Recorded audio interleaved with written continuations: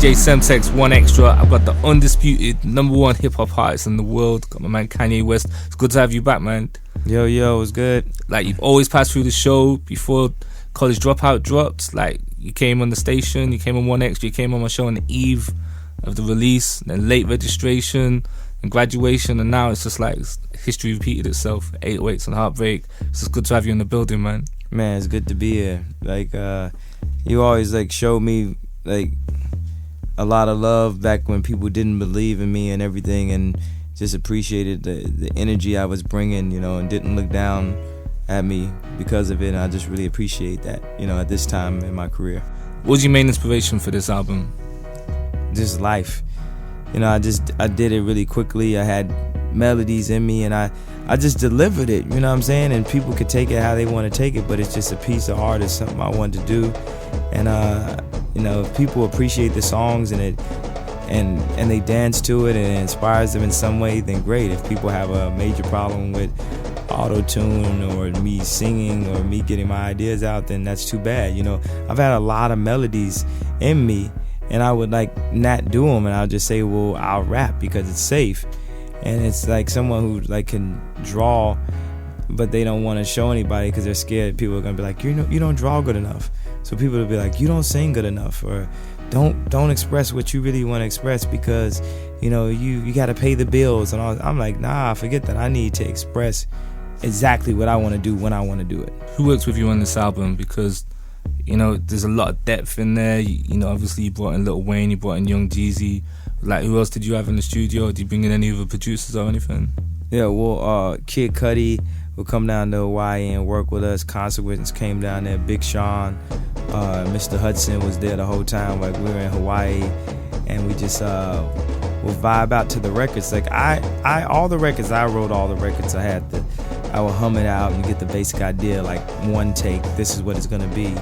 And then I would have like CUDI or Stero or Tony Williams or something just kind of vibe out and help me think of a line. Let's replace this line, let's make this better. Like, actually the line Dr. Evil, Mr. Hudson thought of that line, because I just said, how could you be so fucking evil? I was like, I want to say something like that, but I don't want to say, you know, I want to say something different. But he was like, what about Dr. Evil? And now that's like one of the best lines of the song. It's like, how could you be so Dr. Evil? You bring it outside of me that I don't know.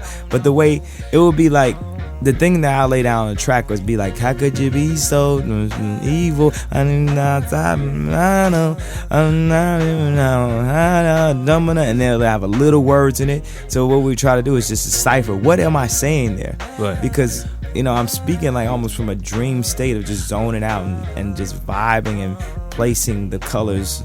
You know, this is the emotion, and this is the melody that I want to put right here, and this is where the song takes me. And then going back and filling in the words. You know, a lot of times with people who write stuff on paper and then try to lay it on a track, it just becomes very boring.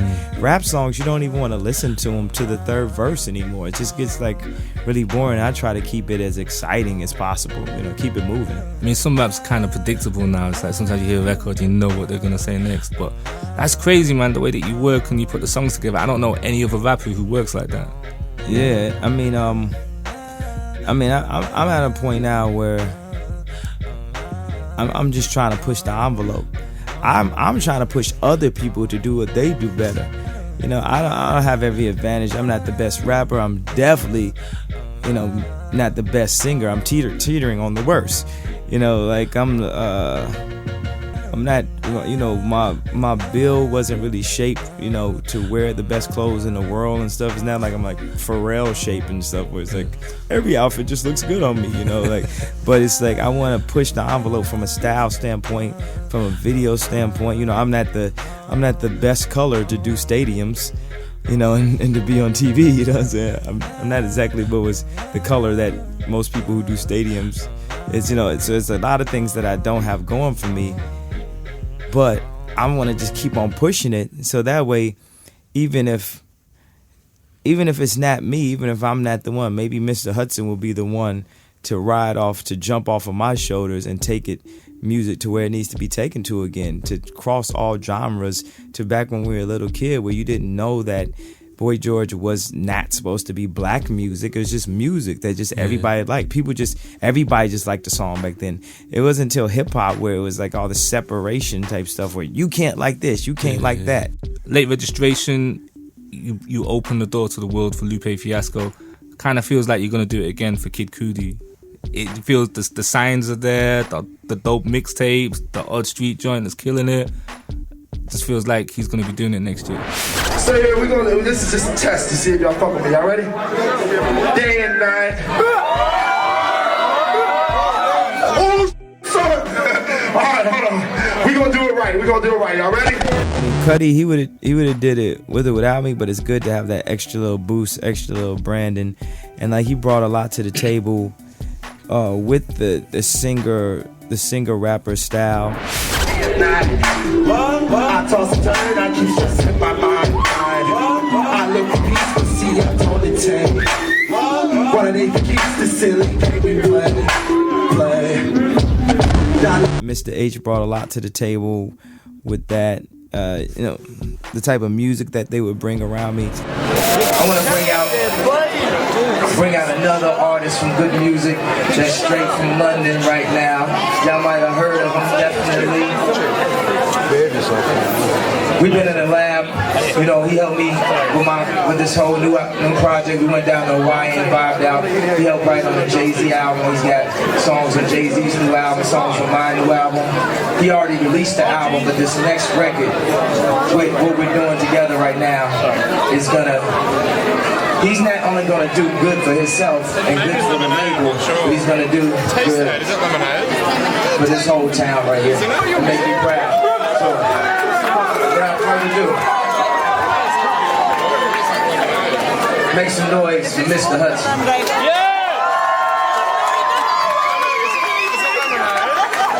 Thanks, Yang. Listen, I'm gonna get Big Sean back up if that's cool with everybody. I think I need a little bit of help with this one. You want more Big Sean? Do you want more Big Sean, London? Yeah, I thought so. Hey. Yeah, I'm back in this like I left some London. What up, though? And Detroit, we say what up, though, alright? So just like y'all know that, so when you come to Detroit, you can say what up, though. Alright, yes, sir. Let's get into it. This is an exclusive I got with my boy Mr. Hudson, you know what I'm saying? Expected on both of our albums, alright? Hey.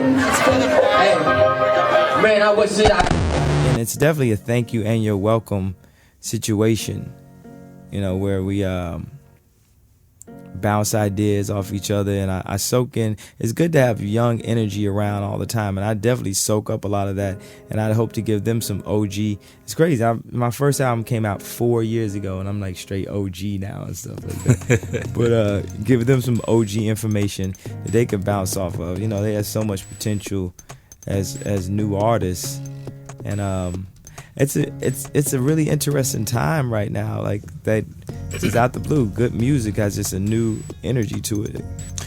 We're in a time of a credit crunch, but good music, it does feel like that's the one label that you put money on right now. Yeah, right now, it's like, cause just even from a touring standpoint, when I do put my mind to it, and when we have the artists with the records to back it up, and when we all join forces, like if to seriously next summer do a bill that's like